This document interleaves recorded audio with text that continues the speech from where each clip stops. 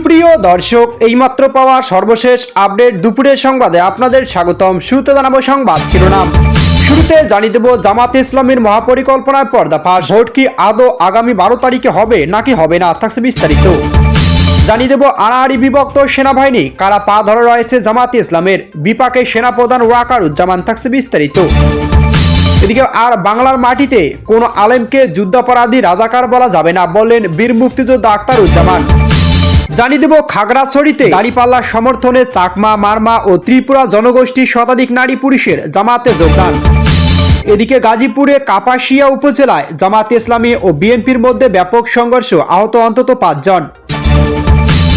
সর্বশেষ জানিয়ে দেব রংপুরে পীরগাছা বিএনপি ও জাতীয় পার্টির অর্ধশতাধিক নেতাকর্মী এনসিপিতে যোগদান।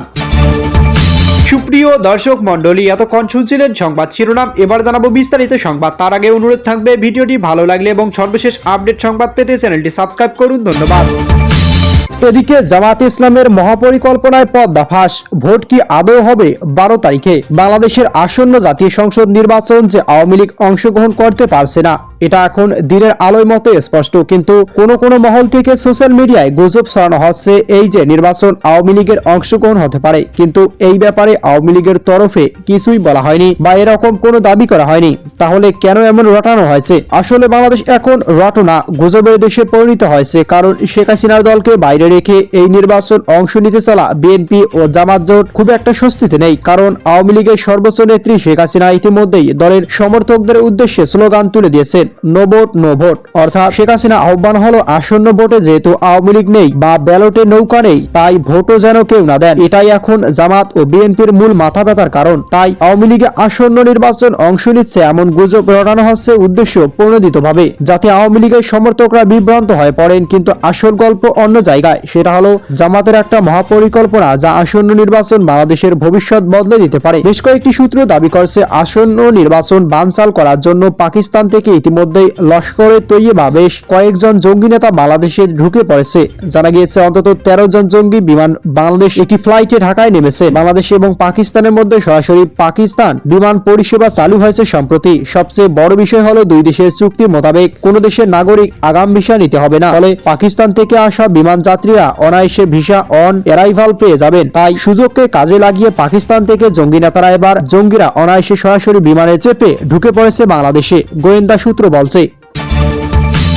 এদিকে আড়াআড়ি বিভক্ত সেনাবাহিনী, কারা পা ধরে রয়েছে জামাতের বিপাকে সেনাপ্রধান ওয়াকারুজ্জামান। খেলদুনিয়া থেকে রঙিন পর্দা, প্রায় প্রতিটি ক্ষেত্রে কোন অঘটন ঘটলে প্রথমেই যে তত্ত্বটি মাথায় আসবে সেই তত্ত্ব হলো ষড়যন্ত্র। চলচ্চিত্রের ক্ষেত্রেও তাই, প্রতিটি ক্ষেত্রে ষড়যন্ত্রের তত্ত্ব খোঁজা। সকলের যে ভিত্তি নেই তা নয়, তবে অধিকাংশ ক্ষেত্রে ষড়যন্ত্র তত্ত্ব খাটে না।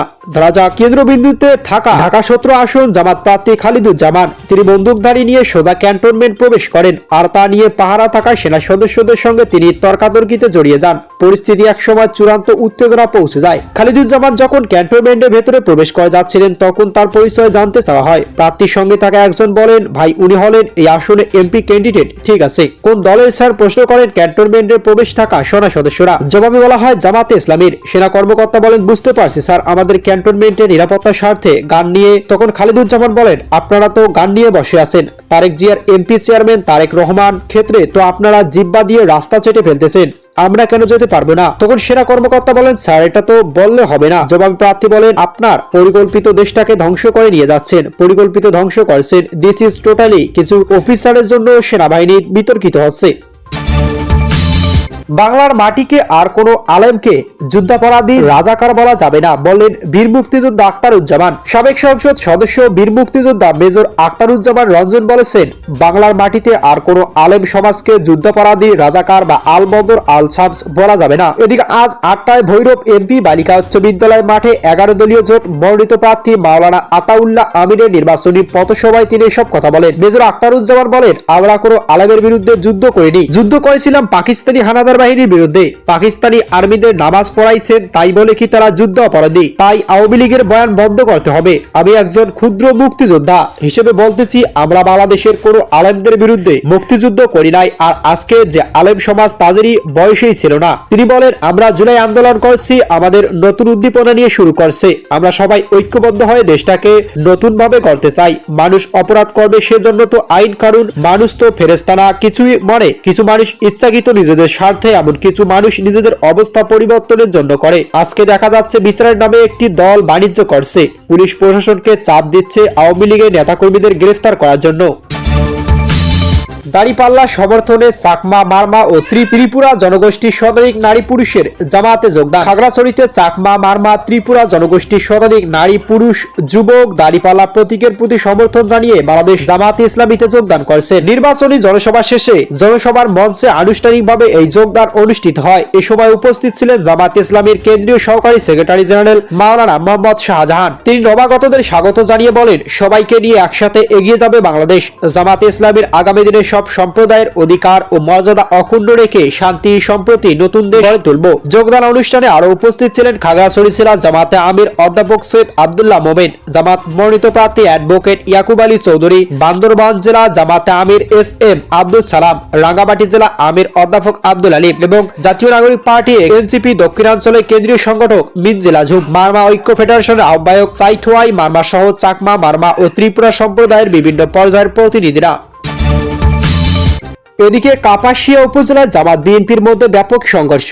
গাজীপুরে কাপাসিয়া উপজেলা বিএনপি ও জামাতের নেতাকর্মীদের মধ্যে ধাওয়া পাল্টা ধাওয়ার ঘটনা ঘটে।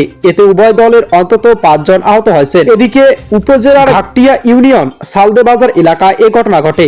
এ ঘটনায় জামাতে 3 জন ও বিএনপি 2 জন কর্মী আহত হয়েছেন। স্থানীয় সূত্রে জানা যায়, জামাত ইসলামের একটি নির্বাচনী মিছিল সালদে বাজার বিএনপি কার্যালয় সংলগ্ন এলাকায় পৌঁছায়। বক্তব্য দেওয়ার সময় ঘাটিয়া ইউনিয়ন বিএনপি নেতাকর্মীরা বাধা দেন। এই সময় দুপক্ষের মধ্যে উত্তেজনা ছড়িয়ে পড়ে এবং ধাওয়া পাল্টা ধাওয়ার ঘটনাও ঘটে। গাজীপুর 4 আসনে ধানের শীষের প্রার্থী শাহরিয়াজুল হান্নান অভিযোগ করে বলেন, জামাতের নেতাকর্মীরা বিএনপির কার্যালয়ে চেয়ার টেবিল ভাঙচুর ও ব্যানার ছিঁড়ে তছনছ করে দিয়ে তাদের 2 কর্মীকে পিটিয়ে আহত করেছেন। আহতদের মধ্যে একজনকে গুরুতর অবস্থায় হাসপাতালে ভর্তি করা হয়েছে। এদিকে পীরগাছায় বিএনপি ও জাতীয় পার্টির অর্ধশতাধিক নেতাকর্মী এনসিপিতে যোগদান। রংপুর পীরগাছা রাজনীতির মাঠে চমক সৃষ্টি করে বিএনপি ও জাতীয় পার্টির অন্তত 50 থেকে 55 জন নেতাকর্মী ও সমর্থক আনুষ্ঠানিকভাবে জাতীয় নাগরিক পার্টি এনসিপিতে যোগদান করছেন। এদিকে পীরগাছা উপজেলা পারুল ইউনিয়ন শেচাকান্দি এতিমখানা এলাকায় জাতীয় নাগরিক পার্টি নির্বাচনী উঠান বৈঠকে এই যোগদান অনুষ্ঠিত হয়। এতে উপস্থিত ছিলেন এনসিপির সদস্য সচিব ও রংপুর 4 আসনের কাউনিয়া পীরগাছা শাপলাকলির প্রার্থী আক্তার হোসেন। এই সময় বিএনপি ও জাতীয় পার্টি থেকে আগত নেতাকর্মীদের মধ্যে পারুল ইউনিয়ন 3 নম্বর ওয়ার্ডের বিএনপি সদস্য আবু রায়হান, আবুল গফুর সহ অন্যান্য নেতাকর্মীরা এনসিপিতে আনুষ্ঠানিকভাবে যোগদান করেন। যোগদানকারী নেতাকর্মীরা বলেন, বিএনপি ও জাতীয় পার্টিতে দেশপ্রেম, গণতন্ত্র, ত্যাগী কর্মীদের যথাযথ মূল্যায়ন না থাকায় তারা নতুন রাজনৈতিক ধারার দিকে ঝুঁকছেন। তাদের মতে, দেশের রাজনীতিতে সত্যিকারের পরিবর্তন আনতে সৎ, সাহসী, জনবান্ধব রাজনীতির বিকল্প নেই। আর সেই এনসিপি বিকল্প শক্তি হিসেবে আত্মপ্রকাশ করছে।